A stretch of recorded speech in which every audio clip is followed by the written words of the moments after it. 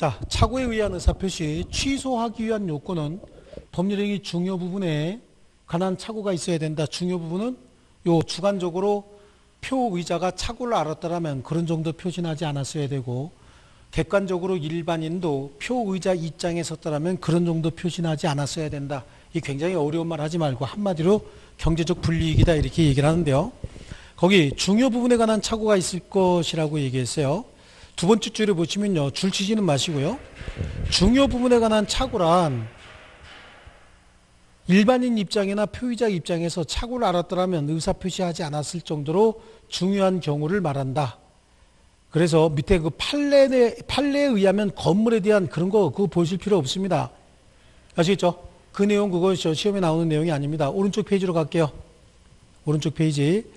자, 판례가 뭐라고 얘기하냐면 법률행위 내용의 중요 부분에 관한 착오가 있는 때 취소할 수 있고, 의사표시 동기에 착오가 있는 경우에는 그 당사자 사이에 의사표시의 내용으로 삼았을 경우에 하나요 의사표시 내용의 착오가 돼서 취소할 수 있는 것이며 라고 하는데, 이걸 정리해야 돼요. 지금 정리해 놓은 게, 동기의 착오는 원래 법률행위에 영향을 미치는 요소가 아니니까 이걸 가지고 취소할 수 없다죠.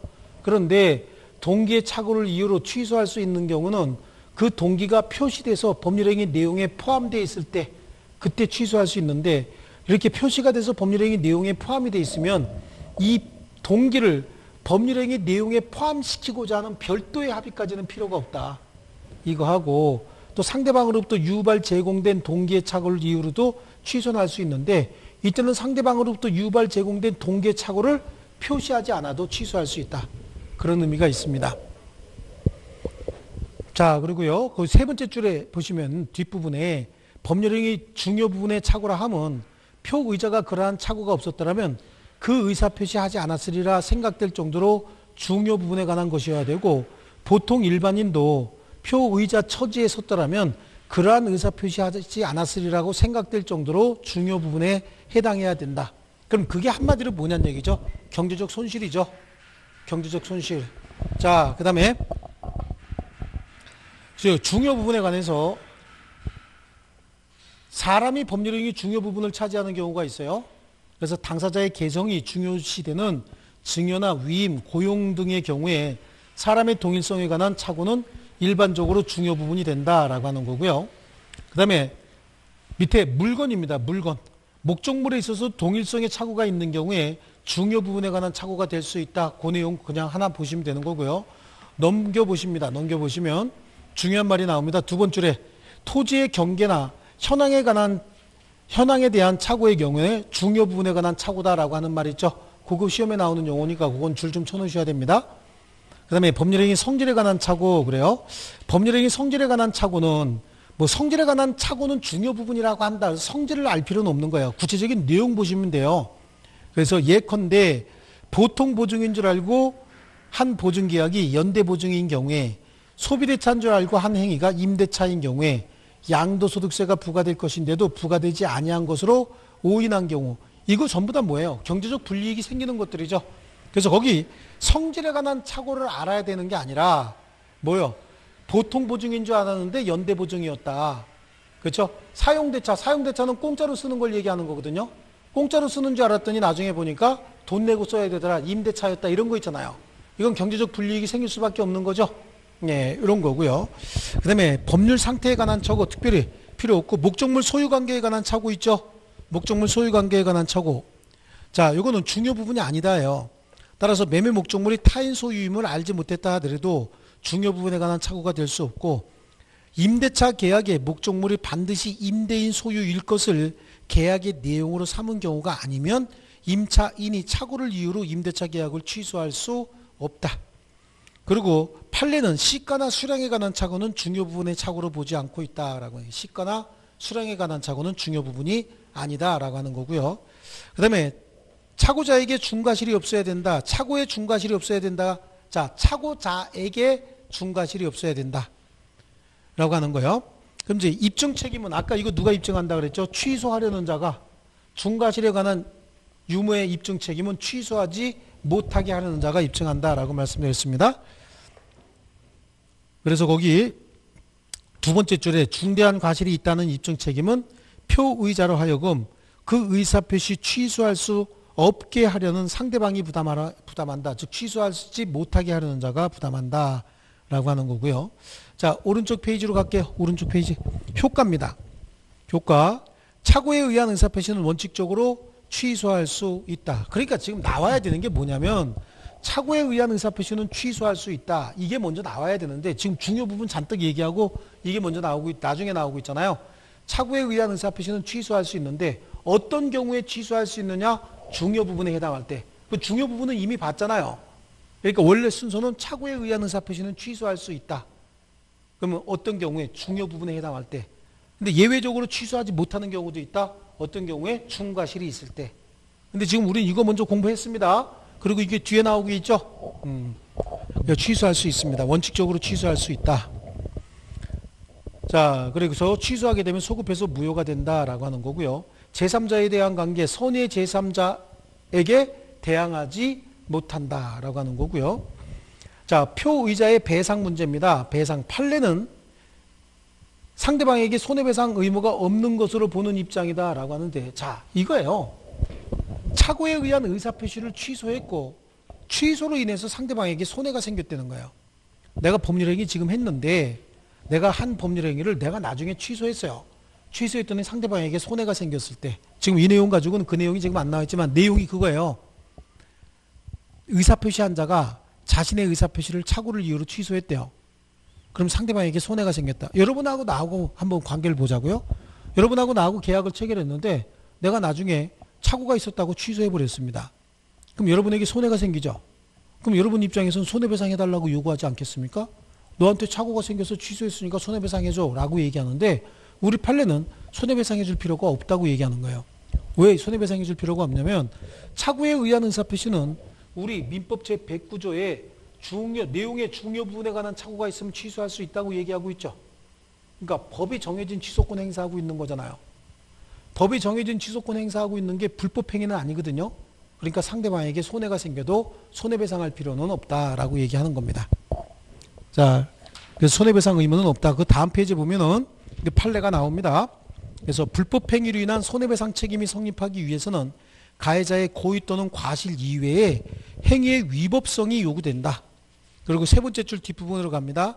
민법 제109조에서 중과실이 없는 착오자에게 착오를 이유로 한 의사표시 취소를 허용하고 있는 이상 피고가 이런 말을 하고요. 예, 이거 빼요. 피고가 과실로 인하여 착오에 빠졌다. 피고 같은 말 하지 마시고, 이건 시험에 안 나오는 내용이니까 그냥 바로 착오를 이유로 보증계약을 취소한 것은 위법하다고 할 수 없다. 왜요?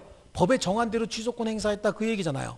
그러니까 그래서 따라서 불법 행위를 원인으로 손해배상을 청구할 수 없다. 다시 한번 제가 읽어드릴 테니까 읽어드리는 부분만 줄쳐놓습니다. 다시 한번요. 첫 번째 줄부터 불법 행위로 인한 손해배상 책임이 성립하기 위해서는 가해자의 고의 또는 과실 이외에 행위의 위법성이 요구된다.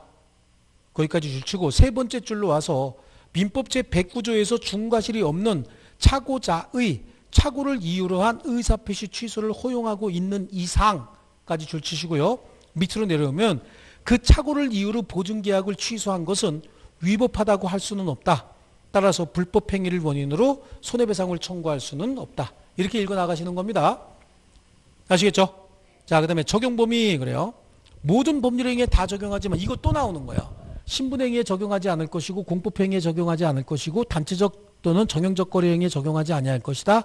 신분행위는 착오로 했으면 무조건 무효고요. 공법행위를 착오로 했다 무조건 유효입니다. 주식인수청약이나 어음수표를 착오로 발행했다 무조건 유효다. 아시겠죠? 이거 나오는 거고요. 착오와 관련 문제, 대리인이 본인의 의사를 잘못했대요. 대리인이 본인의 의사와 다른 의사 표시했습니다. 대리행위의 효과는 모두 다 대리인을 기준으로 판단합니다. 그래서 본인의 의사와 다른 의사 표시를 대리인이 했다. 그러면 대리인에게 착오가 없으면 그건 유효입니다. 그래서 그 대리인이 본인의 의사와 다른 의사 표시를 하였더라도 그거는 착오에 관한 문제가 아니다. 그래서 대리행위로서 효력에는 영향이 없다. 그럼 대리행위로서 효력에는 영향이 없다는 얘기가 뭐예요? 대리행위로서 효력이 발생한다는 얘기죠. 대리행위로서 효력이 발생한다. 그래서 대리인에게 착오가 없는 이상 본인은 착오를 주장할 수 없다. 그 말도 뭡니까? 대리행위로서 효력이 발생한다는 얘기입니다. 아시겠죠? 그래서 대리인이 착오로 의사표시한 경우에 본인의 착오로 된다. 즉 대리효과가 발생을 한다는 얘기야. 대리효과는 다 누구한테 귀속이 되죠? 본인에게 귀속이 되죠. 그러니까 다 본인에게 법률효과 발생한다. 그 다음에 전달기관이 잘못 전달했다. 전달기관이 잘못 전달한 경우에는 의사표시 부도달의 문제가 되고, 예, 불도달이 아니고 부도달로 예, 고쳐주셔야 됩니다. 불성님의 문제지 착오의 문제가 아니다. 자, 그 다음에 오른쪽으로 갑니다. 다른 제도와의 관계에 있어서 착오와 시기가 아니고 사기예요. 사기. 착오와 사기. 오른쪽 페이지에 양쪽 가로 1번에 착오와 시기가 아니고 뭐라고요? 착오와 사기. 그래, 이건 이제 오타니까 사기로 좀 바꿔주시고요. 자, 착오에 의한 의사표시도 취소할 수 있지만 사기에 의한 의사표시도 취소할 수 있거든요. 그래서 착오와 사기는 서로 선택적으로 경합한다라고 얘기해요. 착오자가, 사기당한 자가 착오를 이유로 의사표시했다. 그러면 사기를 주장할 수도 있고 착오를 주장할 수도 있다라고 해서 선택적으로 경합한다. 그래서 두 번째 줄 뒷부분에 표의자는 요건을 입증해서 선택적으로 사기 또는 착오를 주장할 수 있다. 이걸 선택적으로 경합한다. 이렇게 얘기를 합니다. 또 착오와 하자 담보 책임이에요. 그래서 두 번째 줄에 매도인의 담보 책임과 착오에 의한 취소는 그 제도적 취지가 다르므로 매도인의 담보 책임이 성립하는 경우에도 매수인은 착오를 이유로 그 의사표시 취소할 수 있다. 그거 보이십니까? 예, 그건 좀 중요합니다. 자, 그 다음에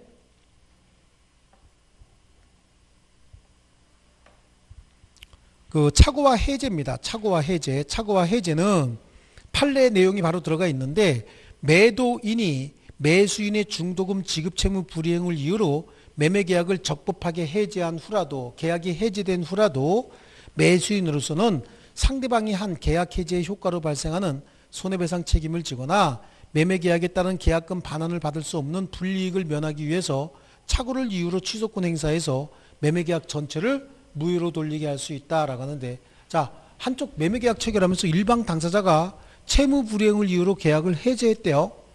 해제했어도 상대방은 착오를 이유로 다시 취소할 수 있다는 겁니다. 어떤 차이가 있냐면요, 아까 착오에 의한 의사표시를 취소했을 때 상대방에게 손해가 생겨도 손해배상해 줄 필요 없다 그랬죠.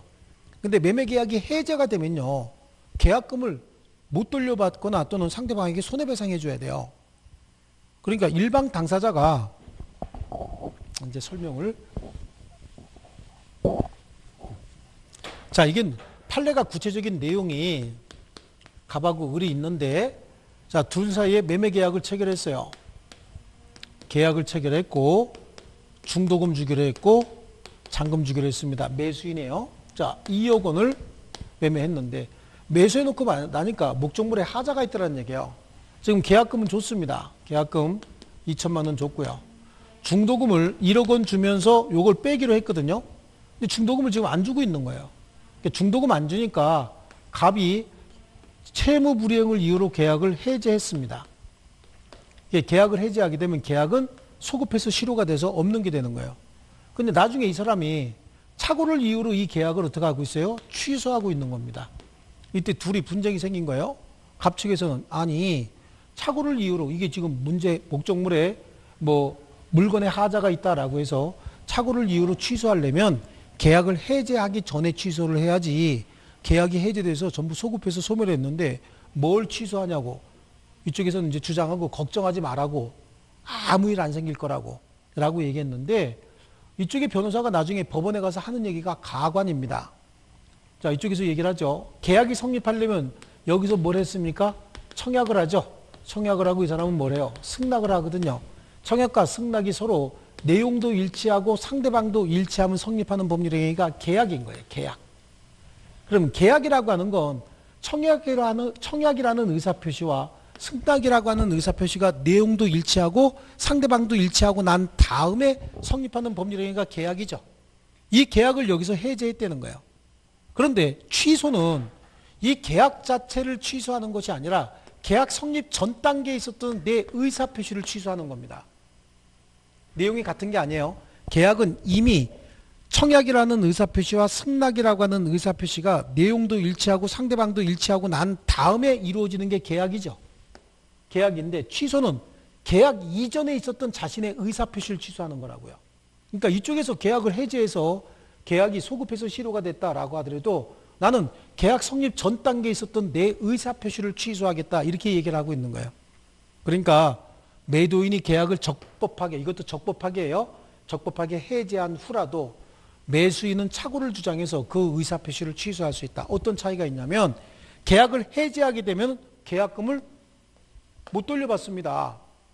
그렇죠? 근데 착오를 이유로 취소하게 되면 계약금 돌려받을 수 있죠? 왜냐하면 손해배상의 의무가 있어요, 없어요? 없습니다. 그래서 결국은 이쪽 변호사가 이긴 거죠. 예, 그래서 거기 매도인이 매수인의 중도금 채무 불이행을 이유로 매매계약을 적법하게 해지한 후라도 매수인으로서는 상대방이 한 계약 해지의 효과로 발생하는 손해배상 책임을 지거나 매매계약에 따른 계약금 반환을 받을 수 없는 불이익을 면하기 위하여 착오를 이유로 취소권 행사해서 매매계약 전체를 무효로 돌리게 할 수 있다. 그리고 착오를 이유로 취소하게 되면 상대방에게 손해가 생겨도 손해배상 의무가 없으니까, 그러니까 계약금 되돌려받을 수 있다는 얘기죠. 자, 그 다음에 착오와 법률행위의 해석, 수문불합이 무효. 이거는 특별히 보실 필요는 없습니다. 수문불합이다라고 하는 건, 자, 계약이 성립하려면 어떻게 돼요? 청약과 승낙이 내용도 일치하고 상대방도 일치해야 성립하는 거죠. 그러니까 합의가 있어야 된다라고 하는 거예요. 그런데 불합의가 있었다는 얘기는 청약과 승낙이 내용도 일치하고 상대방도 일치하지 않았다는 얘기거든요. 그럼 계약은 성립한 거야, 안 한 거야? 안 한 거잖아요. 그 겉으로 나타난 불합이든 속으로 숨은 불합이든 합의가 있지 않았다. 그럼 계약은 성립한 겁니까, 안 한 겁니까? 안 한 겁니다, 처음부터. 거기는 착오가 존재할 수가 없는 거예요. 그래서 합의가 이루어지지 않았다는 얘기는 법률행위가 아예 성립하지 않았다예요. 아시겠죠? 아예 성립하지 않았기 때문에 법률행위 불성립 부존재가 되는 것이지 착오의 문제가 되는 게 아니에요. 여기 보세요. 착오에 의한 의사표시는 일단은 뭐라 그랬죠? 유효돼 취소할 수 있는 것이라고 얘기를 했죠. 그렇죠?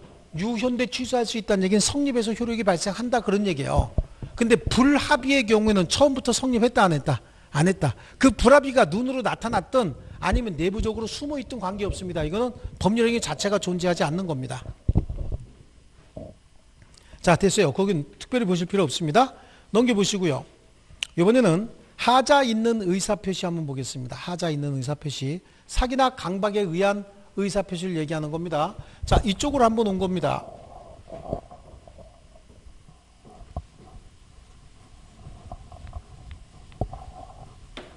자, 우리 착오까지 봤고요. 그러면 사기나 강박에 의한 의사표시는 이쪽은 의사표시의 불일치를 얘기하는 거고 여기는 의사표시는 일치했다.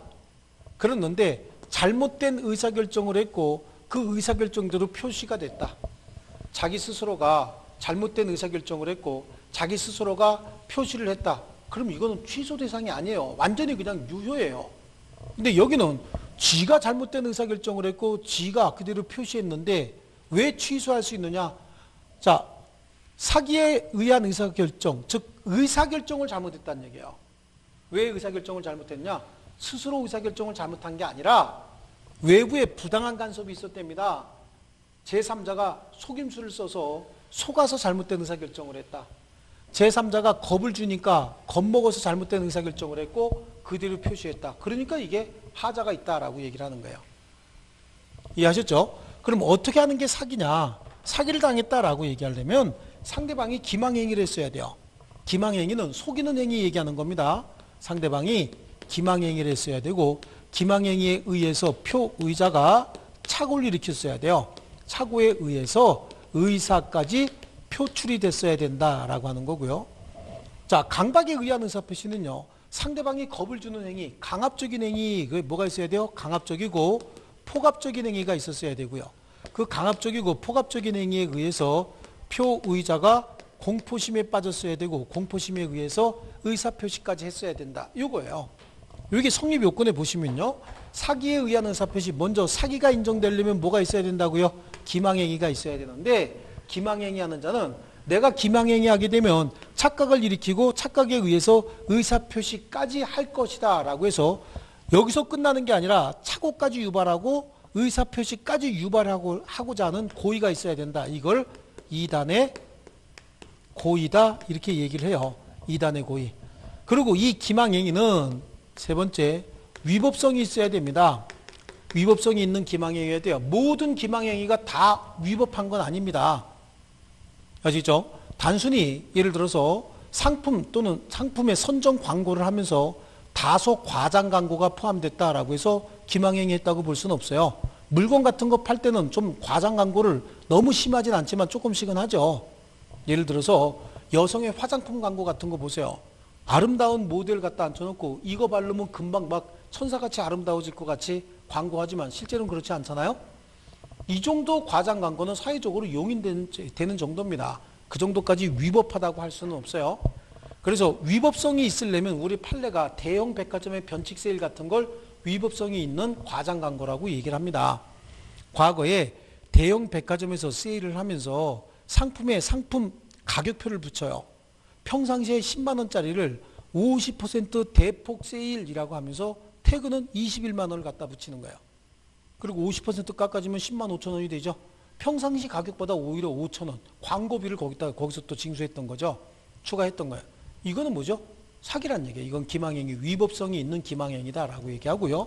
이 기망에 의해서 착오에 의해서 의사표시까지 유도해야 됩니다. 그래서 뭐가 있어야 된다? 인과 관계가 있어야 된다. 요거고요. 그럼 강박에 의한 의사표시는요. 일단 강압적이고 폭압적인 행위가 있어야 되고요. 이 강압적이고 폭압적인 행위는 1단계, 2단계, 2단의 고의를 가지고 했어야 된다. 그리고 이 강압적이고 폭압적인 행위는 무슨 행위가 된다? 위법행위가 된다. 그래서 위법행위로서 나중에 뭐까지 됩니까? 불법행위까지 된다라고 하는 거고요. 그 다음에 강압과 공포심과 의사표시 사이에는 뭐가 있어야 돼? 인과관계가 있어야 된다.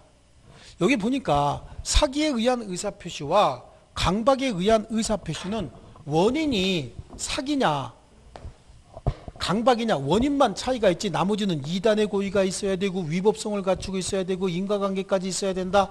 이런 차원에서 보니까 똑같아요. 그래서 사기에 의한 의사표시와 강박에 의한 의사표시는 원인이 사기냐 강박이냐 차이만 했지 나머지 요건이 다 똑같기 때문에 110조에 같이 정해놓은 거예요. 그리고 이 사기나 강박에 의한 의사표시는 취소할 수 있다요. 취소할 수 있다. 그럼 앞에 뭐가 붙어야 되죠? 유효인데 취소할 수 있다라고 하는 거하고요. 다만 특히 강박에 의한 의사표시는 이게 무효가 되는 경우도 있어요. 이거는요. 그래서 의사결정의 자유가 완전히 배제될 정도 강박행위에 의해서 의사표시했다.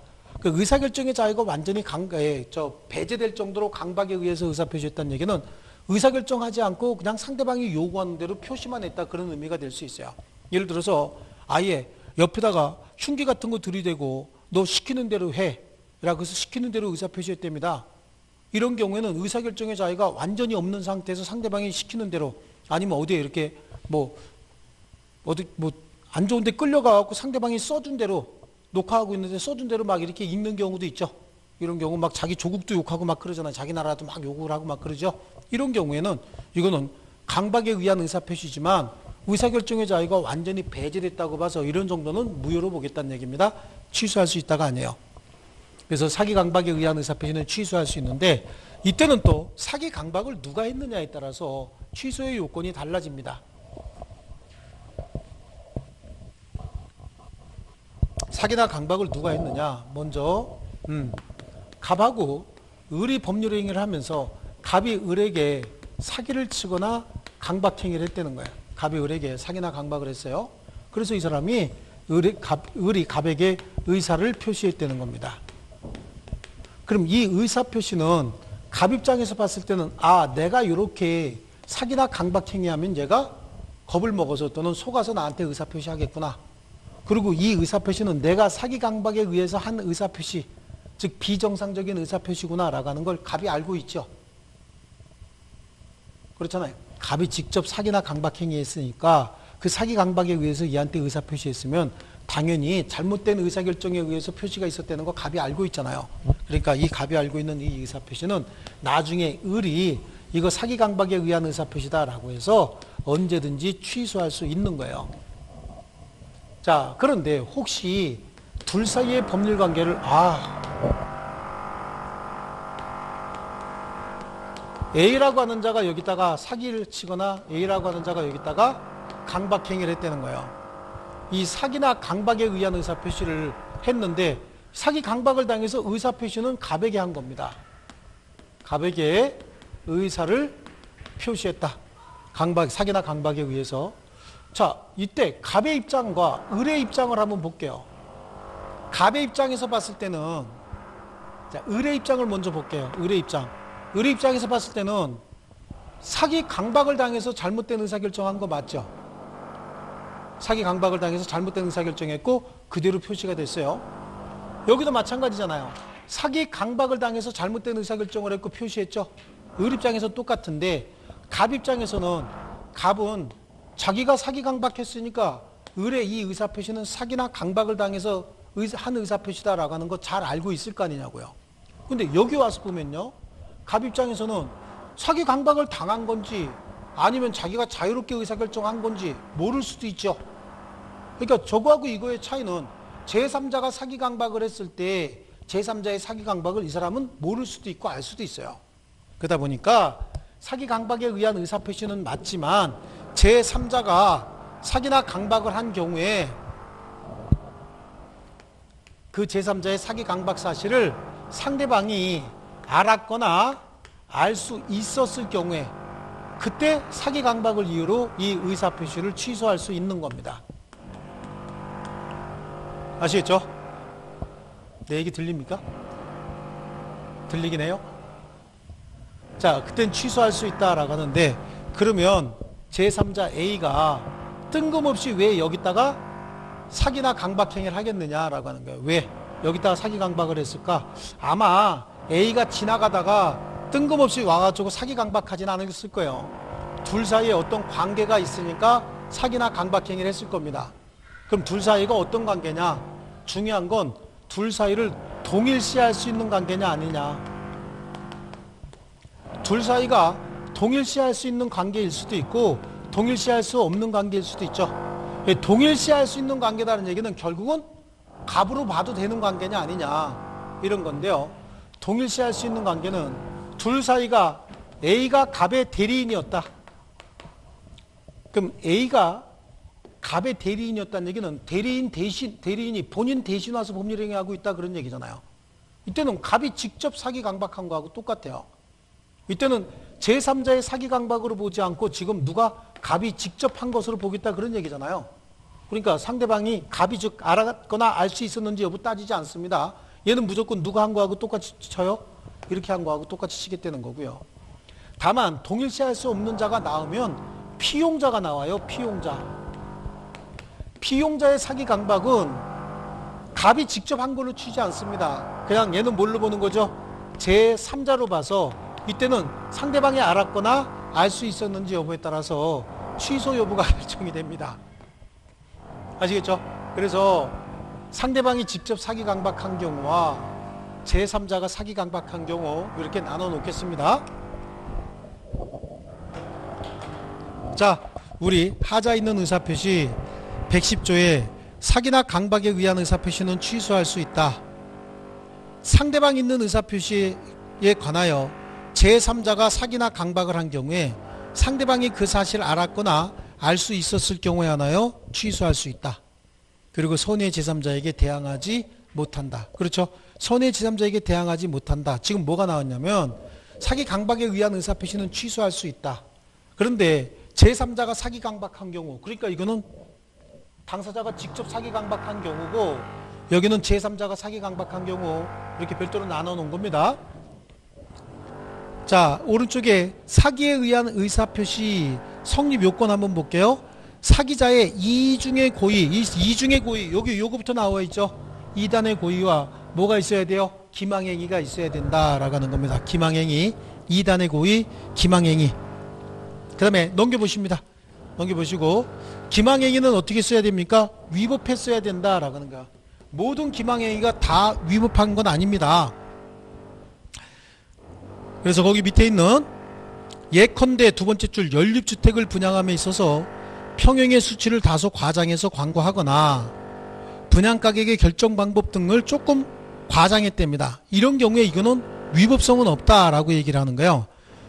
그렇죠? 이런 정도는 위법성은 없다라고 얘기를 하고요. 이게 나와야 될 게 지금 안 나와 있는데 오른쪽 페이지에 보면요. 오른쪽 페이지.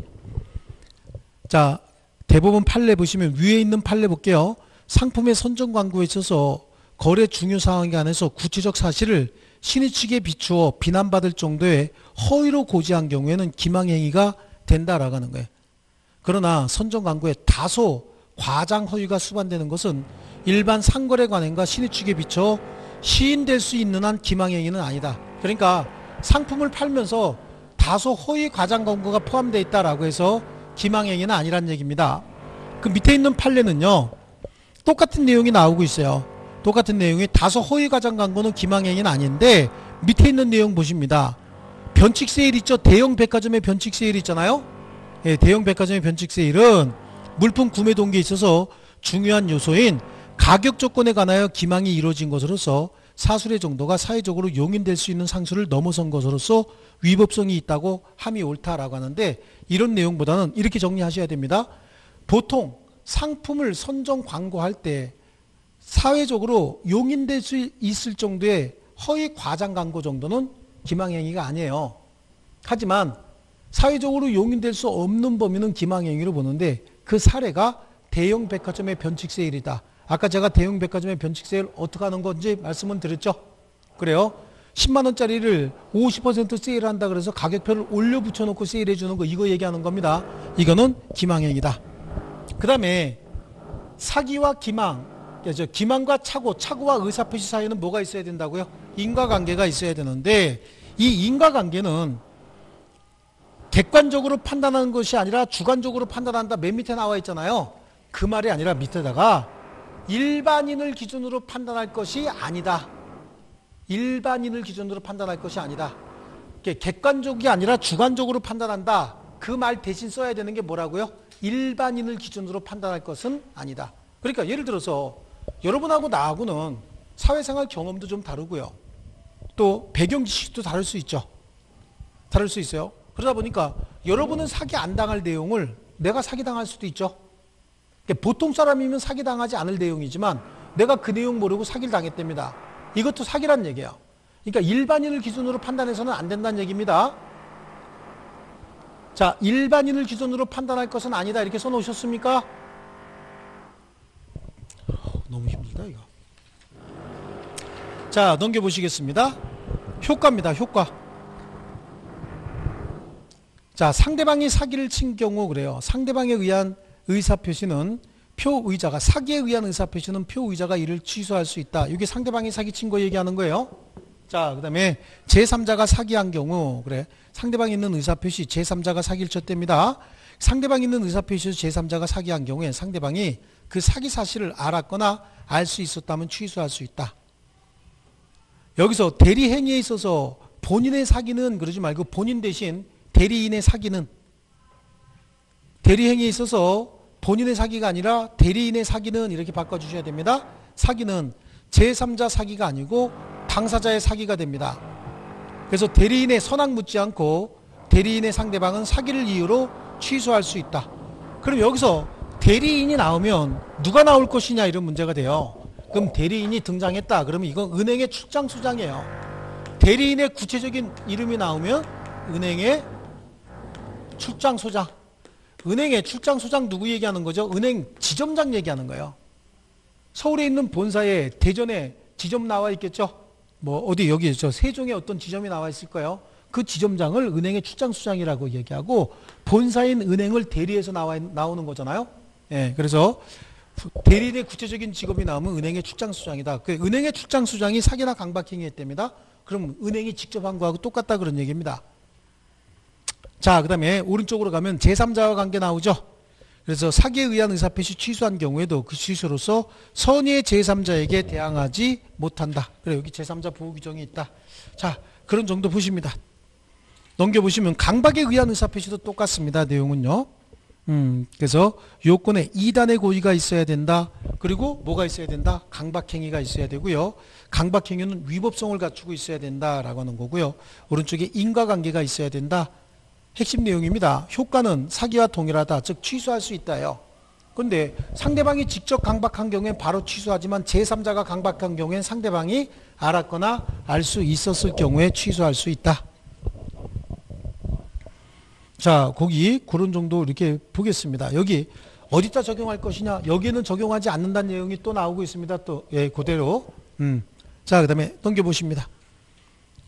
의사표시의 효력 발생이 나오죠. 이 의사표시의 효력 발생 조금 쉬었다 하겠습니다.